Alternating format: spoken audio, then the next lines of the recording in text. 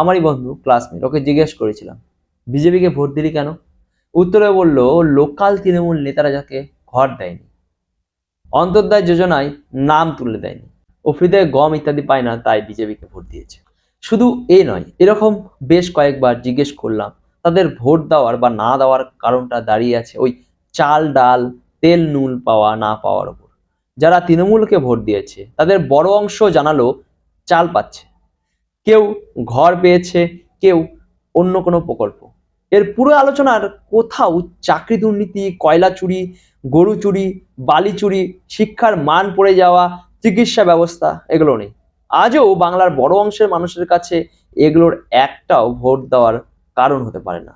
34 বছরে বাম শাসন ও তারপরে চলমান অতি বাম শাসন মানুষকে এগুলো নিয়ে ভাবনার মতো চিন্তা শক্তি থেকে সবসময় দূরে রেখেছে। মানুষকে গুজরাট থেকে মণিপুর দেখিয়ে বলেছে দেখো কি অন্ধকার, কিন্তু নিজের বাড়িতে যে লণ্ঠন জ্বালানোর তেলটুকুও নয় সেটা দেখতে পায়নি। লেলিন পাঠশালার মাস্টার স্ট্রোকি হলো মানুষকে ভাত জোগাড়ে আটকে রাখা। সে প্রশ্ন করার সুযোগ পাবে না, ভাতকে প্রায়োরিটি বানাও, মানুষকে সেলফ সেন্ট্রিক বানাও।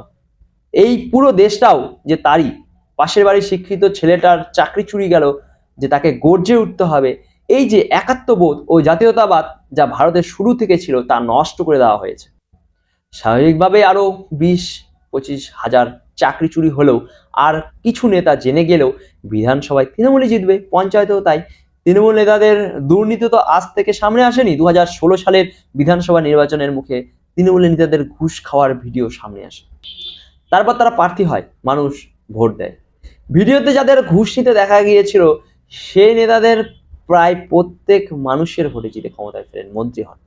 তাহলে দুর্নীতিতে শিলমোহরটা দিচ্ছি কারা? আমরা নাকি কোর্ট, নাকি ইডি, না সিবিআই? কেউ 355, 56, 57, 58 করবে, ইডি সব নেতাদের ধরে জেলে পড়বে, সিবিআই সব হত্যার জবাব নেবে, আর না নিলেই মোদি সেটিং তত্ত্ব আসবে। কিন্তু চাকরি, কয়লা, গরু, মহিষ, ছাগল চুরি, দুর্নীতি সব কটা খাতা সবার সামনে খুলে যাওয়ার পরেও সাধারণ মানুষ বুঝে গিয়ে দুর্নীতিবাজদেরই ক্ষমতায় ফেরাবে। এটাই অদ্ভুতই।